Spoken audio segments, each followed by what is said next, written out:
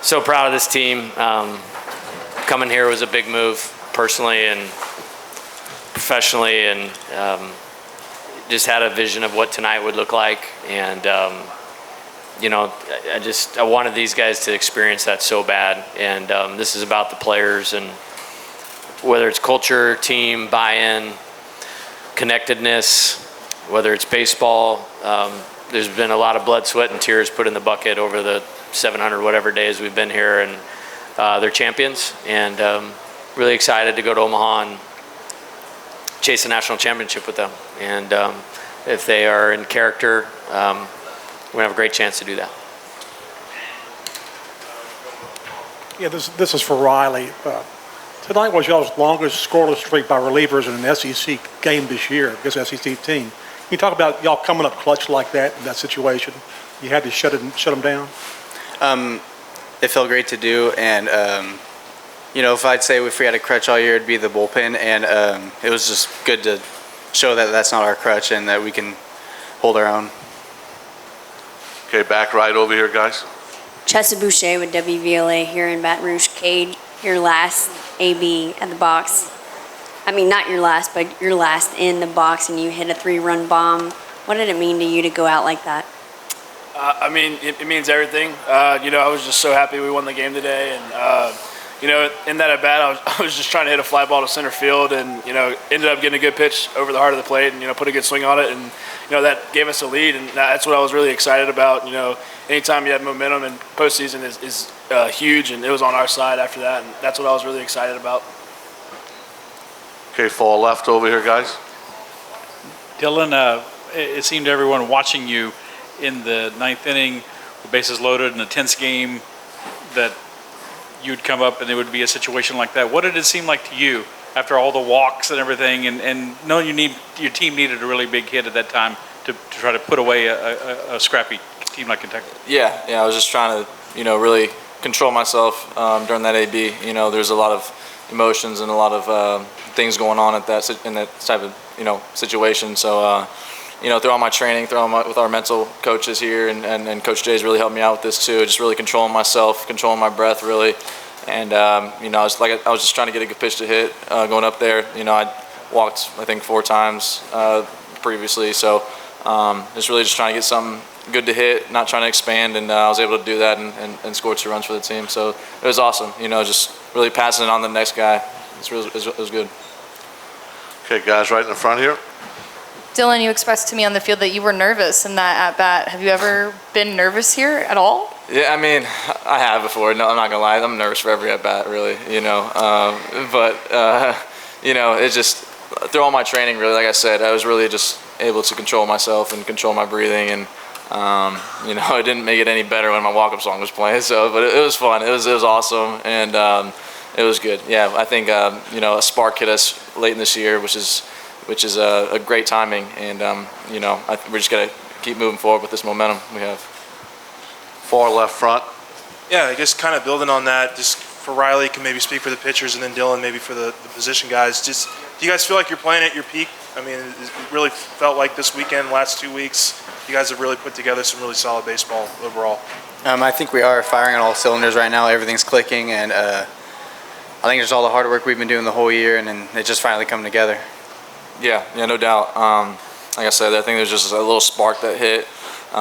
When we lost the tournament, we just really got together, and it's told everybody it's time to go. And I think that we could definitely see the shift in our approaches and our mental approaches. So it's been great. Been good. Dylan, I saw you shared a really long embrace with Tommy White, who you barely even knew last year. Yeah. So can you talk about how your relationship with him and how that's morphed throughout the season? Yeah, I love Tommy, man. He's awesome. Just a great kid. Great kid. One of the best hitters I've ever seen in my entire life. And to come here with all the expectations that he has and had, and to see what he's been doing here at LSU with all the fans and all the expectations, like I said. But it's been awesome to see, and he's a guy next year. So we're just all 3 of us are going to pass the torch on to him, and I'm excited to see what he does in the future. Okay, again in the front. Yeah, Cade, your last home game, and you start the party with a home run. Just talk about that hit. I think it was an 0-2 pitch. Yeah, it was an 0-2 heater right down the middle, and that guy was doing a really good job of sinking and running the ball away from lefties, and finally got one that I could stay behind and just put a good swing on. And I don't know what really happened after that. I'd be lying to you if I told you I remember. I kind of blacked out. So once I saw the ball go over the fence, I kind of just blacked out. Right here in the front, please. Need a mic right here in the blue.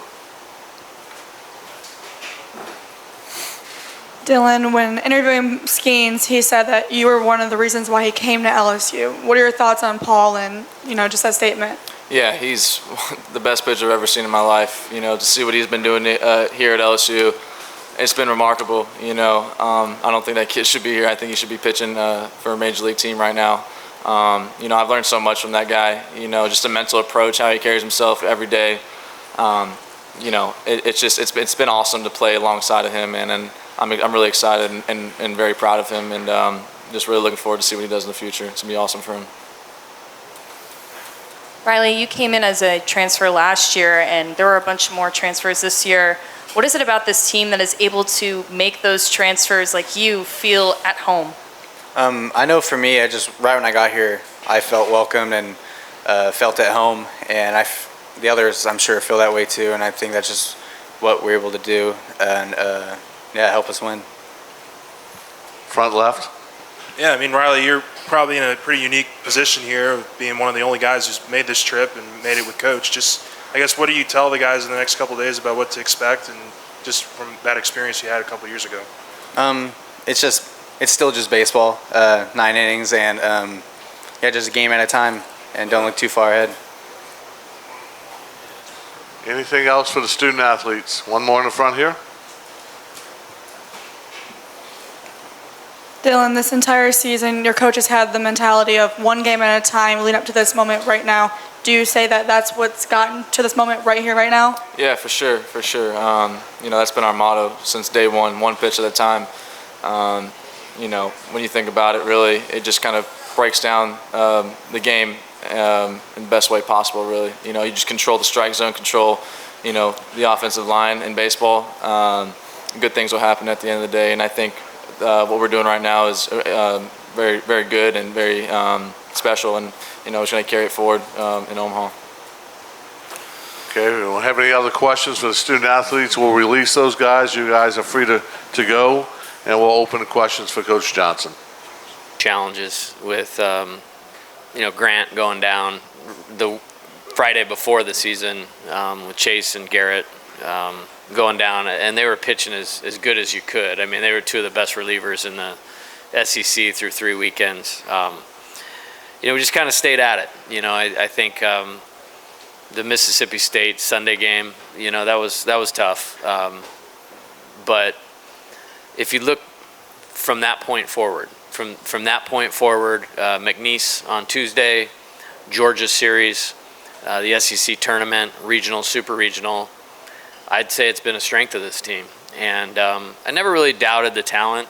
I think, we just needed to help them get lined up a little bit better mentally. I think the two things that we really focused on were making sure that they were ready to get the first hitter out when they come in the game. Like, we're bringing you in to get that guy out to start with. And then when something goes wrong, just to be able to reset and get to the next pitch. And, the two guys that pitched tonight, they've pitched tonight because they're winners. It's no accident that Big Boy has been to Omaha twice, and has pitched there and helped us get there twice. I think it's the second super regional win for him. And with Gavin, man, that dude is something else. He has got it. And I was joking the other day, but after the news with Westbrook, after we won the regional, popped his head in my office and said, "Hey, Coach, it doesn't matter who's calling a pitch. I'm going to strike everybody out anyways. Have a good night. We'll see you tomorrow." And take some kind of confidence to do that. But those guys are special, and, great performances all the way through for the bullpen down the stretch. Right here in the front, Coach. Coach, I'm sure you were asked this 2 years ago when you took this job, but with some perspective, how did President Tate and Coach and Athletic Director Woodward just sort of pitched this job to you, and just like what does it mean now to be in the College World Series 2 years after that? Yeah, it means a lot. It started right after kind of heartbreak of losing in the College World Series. I mean, the opening game in 2021, we had the lead against Kumar Rocker and Vanderbilt late, and we'd played great that night. And it was a tough loss in extra innings, and then got eliminated by Stanford. And then they approached me and said, hey, what do you think about this? And probably wouldn't have gone anywhere else, but the gentleman sitting back there, Coach Bertman, made this the place. And I thought, wow, this is a once-in-a-lifetime, once-in-a-career opportunity and dream come true. To be a part of this, with him and all his great players, and Ben McDonald and Todd Walker and all the great assistant coaches. I grew up, I'm 12 years old, I had an LSU baseball hat on in Northern California, and watching the purple jerseys run around Omaha all the time. And so to get to coach this team in the College World Series is, I'd have a hard time putting that into words, but it's pretty special. Right in the front here, Coach. Gavin Guidry, you had two guys rolling up in the bullpen. I was wondering, what went into the decision to leave him in for that ninth inning? Yeah, it got hard because in a good way, the top of the ninth was like 45 minutes long. You have to account for everything. And we were we have first and goal on the 5-yard line. We're winning tonight. No doubt about it, in my mind. But the way they just weren't getting swings on them, whether it was right or left, and the breaking ball. And then once we scored, I felt like we had some margin for error. And so you put him back out there. The moment obviously wasn't too big for him. As Coach Bertman talks about, he's past the pressure barrier. For me, the situation never becomes bigger than just him executing his plan. And so we did that, and it allowed us to leave Nate and Thatcher down there. So if you look at if something had really gone wrong, you got Thatcher, you got Nate, you got Javen Coleman for tomorrow. In our offense, I think we would have been okay. And so all of that kind of played into running him out there for the last inning. Back right, Coach. Coach Johnson, you shared a moment with Ty Floyd after this game tonight. What was that moment like for you? I'm so proud of him. There was a point last year, and I know exactly when it was, and he was struggling a little bit because this guy's talented, and we needed him to believe in himself, kind of equating to his talent. And so I just brought him in and just said, you're going to pitch, and you're going to pitch a lot, and we're going to take the reins off, and I just want you to go for it. And he did. He finished the year great for us. He beat Hurston Waldrop in the regional, and that guy's pretty good last year. And then I asked him to come out of the pen early this year because of the injuries thing, and may not seem like a big deal now, but first Sunday of the year, he closed 3 innings. And then against Kansas State, who ended up being a good team, closed. And it became evident, we need to just put you to Saturday, and we need to go for it. And because Paul has been so out of this world good, I think people have really missed how good a season Ty Floyd has had. And I think about a lot of coaches' teams. There was that big name Friday guy, but there was always a guy on Saturday that was 10-1. You know what I mean? And that's what he's been for us. And I could have left him out there. I had a good feeling about Riley, where we were at in the lineup, not letting him see Ty the third time through. But yeah, I'm so proud of him. And, I thought today was a good outing. Last week before the rain delay was a good or lightning delay was a good outing. And then you just keep stacking them up. And that's kind of flipped us to be in the position that we are right now. Front left, Coach. Hey, Coach, just what do you think you've learned in your first couple of trips to Omaha that you think can kind of really help this team out this go-around? Yeah, I think for tonight, it's they have to enjoy this tonight. Tomorrow morning, I'll be guns blazing. Who are we playing? What day are we playing? What time? Practices lined up at Creighton and all of those types of things. I think you want them to enjoy getting to the College World Series. Outside of Cooper and Bryce and Christian Little, none of these guys have been there. You know what I mean? So they need to enjoy this. Then you start moving into the last couple weeks haven't been by accident. We have prepared at an elite level. I mean, the last 2 weeks have been awesome. I mean, like back to training camp. January is like my favorite time of the year because it's like we're guns blazing. That's what the last 2 weeks have been. So we're going to have a good practice here Tuesday. Wednesday, we'll fly out there. We'll practice there on Wednesday, practice in the stadium on Thursday. So, like, enjoy all those things that come along with it. I have no worries about their self-discipline of turning it on when the lights come on. I mean, they're salivating at the bat rack to get to the plate. You know, everybody wants to take the ball. And so I said this before, or going into last night, the things that we needed to do to win tonight are the same that won us 47 games before that, and it's no different, you know, in, man, I forgot the name, it's not Ameritrade anymore, Charles Schwab Field, sorry. I was about ready to say Rosenblatt, but it's the same things, and they know what they need to do to prepare, and they know what they need to be when they need to be it, and that gives me great confidence in how we'll take the field on Saturday. Right here in the front right. Coach, not even Skip was supposed to win the national championship in his first or second year, but you were kind of supposed to go to Omaha pretty early. So do you feel like relief now, personally? No. I'm just, this was about the 35 or 38 guys on my team and them getting to dogpile on this field. You know, I mean, Cade Beloso and Gavin Dugas have been here for 5 years, been through a lot. They deserve to play there.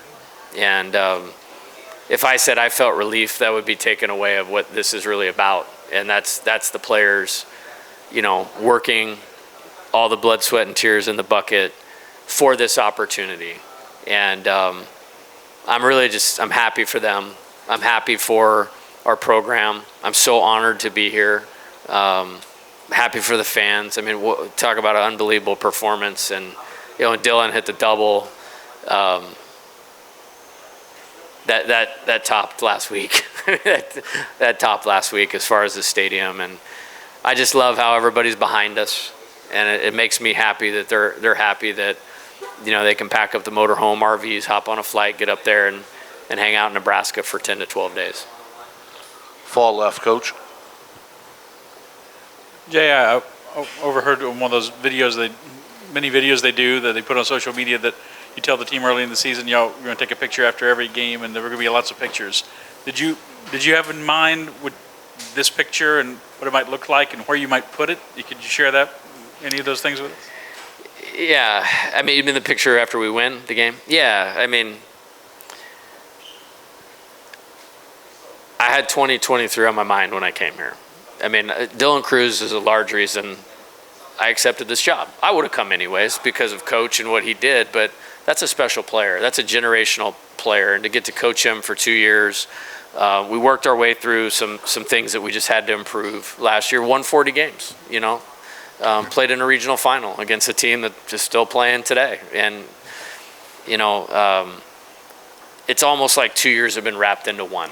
And I'm really proud of what these guys accomplished in terms of the amount of wins now, getting to Omaha, you know, rain out away from, you know, winning an SEC championship, which may be harder to do than winning a national championship. So this is all now just about seizing the opportunity and excited to practice on Tuesday and get them lined up and go for it. Back left. Mike,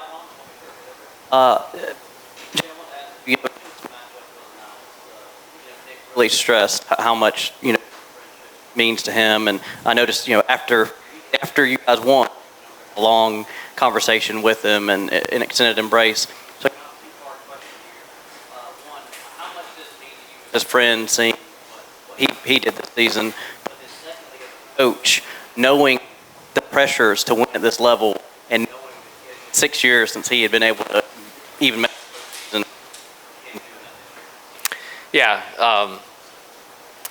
he's a special coach, man, and he's one of my best friends in the world. And you know, when the bracket came out, it was almost like Could it have been somebody else? Could it have aligned? I mean, this is our third Super Regional that we've won. I played against his team twice. And I just told him after the game that I love him. I think he did the best coaching job of anybody in the SEC this year. Hands down, no question about it. They know how to play. They know how to win. Their pitchers know exactly who they are, how to execute it. They know exactly the style of offense that they are, and they play it great. And we got a little more firepower. And we had this behind us, you know, the Coach Bertman monster behind us. And I just told him someday Kentucky will play in Omaha. And hopefully LSU will be in Omaha at the same time. That would be awesome. If for some reason we're not, I will be there supporting him and his team. I mean, he's a special dude. He's a special competitor. He's a great coach and a great human being. In the front right here, Coach. Coach, Josh Pearson said this is the most fun he's ever had this season. What do you think has made it so fun? I think the guys, they're just so invested. You know, I mean, we chose all of them. You know, I mean, there was a tipping point last year where it's like, hey, man, if you're going to be on this roster in 2023, great person, good player, great character. So all these guys that are still here, we chose them to be here right now. And then we chose a bunch of them to join forces with them. And then it was this thing of like, wow, that's a pretty good roster. How are you going to manage all that? They made this a no drama deal. I mean, we are a team in every sense of the word. They love each other. They support each other. We've had guys start and they get taken out of the lineup that had the biggest smiles on their faces. We had guys that weren't playing that were playing, and it hasn't mattered who. It's just been LSU, us, our team, we. And I think it's really uncommon nowadays. And this is young people, they think about themselves before they think about anybody else. These guys have always placed the needs of the team above their own. And that's what I'm the most proud of. Okay, we'll take one more here in the front. Coach, it didn't seem like Ty totally had his breaking ball today. How did he sort of navigate that and sort of fight through that today? Yeah, winners win, and he's a winner. And yeah, I mean, he has this knack of he's given something up in the first inning and a few starts, and then found a rhythm. And we didn't get into the sixth inning today, but he got us 10 outs, and then handed it over to somebody that's completely different than him that got us 10 outs. And then turn it over to somebody that's completely different than both of them that got us 7 outs, with us scoring more runs than the other team. And, you know, winners win, and Ty is a winner. I don't know if I want to end. We've got to do one more. Can't have a bad breaking ball question to end this thing. No offense. One more swing. One more swing. Here we go. Right here in the front.